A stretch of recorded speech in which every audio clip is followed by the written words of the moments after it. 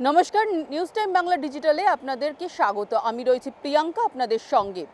পরিবর্তিত সরকারের আমলে একাধিক গুরুত্বপূর্ণ পদক্ষেপ নেওয়া হয়েছে। শুধু দুর্নীতির বিরুদ্ধে নয়, তোলাবাজির বিরুদ্ধেও একাধিক কড়া পদক্ষেপ নিতে আমরা দেখেছি। বিজেপি সরকারের তরফ থেকে জিরো টলারেন্স নীতি নেওয়ার কথা আগেই বলা হয়েছিল। এবার সরাসরি সেই নীতি বিলের মাধ্যমে পেশ করে বিধানসভায় তারপরে সেটাকে আইনে পরিণত করার পথেই হাঁটতে চাইছে বিজেপি সরকার। সোমবার একাধিক বিল আনতে চলেছে রাজ্য সরকার। যে বিল পেশ করা হবে বিধানসভায় তারপরেই সেটা আইনে পরিণত করার পথে হাঁটবে রাজ্য সরকার, এমনটাই বিধানসভা সূত্রের খবর। যে বিলগুলি আনা হতে চলেছে তার মধ্যে অত্যন্ত গুরুত্বপূর্ণ যে দুটি বিল, সেই bill the West Bengal public safety and control of anti social activities bill 2026 এবং the West Bengal maintenance of public order amendment bill 2026। এই দুটি বিল অত্যন্ত তাৎপর্যপূর্ণ। কেন?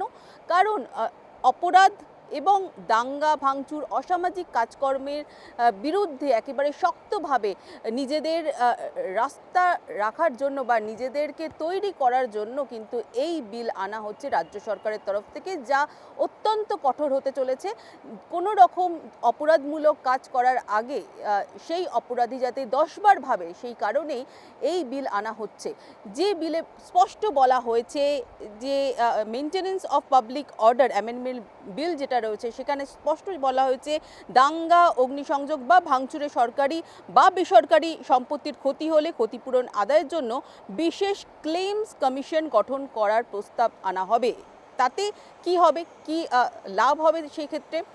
সেই ক্লেমস কমিশন কিন্তু ক্ষতির পরিমাণ নির্ধারণ করবে এবং প্রয়োজনে বকেয়া রাজস্ব আদায়ের মতো পদ্ধতিতে এই অর্থ আদায় করা হবে। অর্থাৎ যদি ক্লেমস কমিশন মনে করে যে কোনো ক্ষয়ক্ষতি হয়েছে বা সেই ক্ষয়ক্ষতির পরিমাণ কতটা সেটা নির্ধারণ করা হবে এবং যদি প্রয়োজন মনে হয় রাজস্ব যেভাবে আদায় করা হয় বকেয়া রাজস্ব, সেই বকেয়া রাজস্ব আদায়ের মতো করেই কিন্তু সেই অর্থের পরিমাণ আদায় করা হবে অভিযুক্ত কাছ থেকে।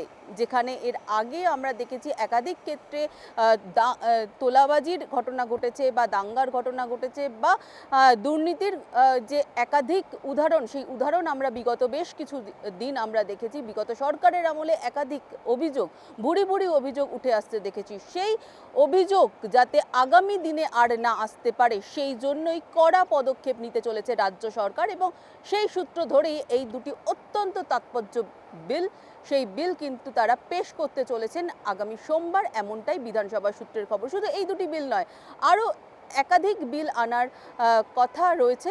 যে তালিকায় আগামী দিনে রয়েছে ইউনিফর্ম সিভিল কোড বা ইউসিসি বা অভিন্ন দেওয়ানি বিধি। যে বিধি যদি লাগু হয় সেক্ষেত্রে কিন্তু এক ছাতার তলায় আসবে খ্রিশ্চান, হিন্দু এবং মুসলমান ধর্মের যে আইন, সেই আইন কিন্তু একই আইনের আওতায় আসবে। অর্থাৎ অভিন্ন দেওয়ানি বিধি, সেই বিধি কিন্তু লাগু হবে। এর আগে আমরা দেখেছিলাম উত্তরাখণ্ড, এমনকি গুজরাট, এমনকি আসামে এই আইন লাগু হয়েছে। তারপরে এবার পশ্চিমবঙ্গে এই বিল পেশ করার কথা বলা হয়েছে বা এই বিল পেশ করার যে আভাস, সেই আভাস কিন্তু রাজ্য সরকারের তরফ থেকে দেওয়া হয়েছে। যদি এই বিল আইনে পরিণত হয় তবে কিন্তু অত্যন্ত তাৎপর্যপূর্ণ ঘটনা ঘটবে, যা নারী সুরক্ষা বা পুরুষ নারীর যে সাম্যতার কথা বলা হয় সেই সাম্যতার ক্ষেত্রেও কিন্তু অত্যন্ত তাৎপর্যপূর্ণ একটা পদক্ষেপ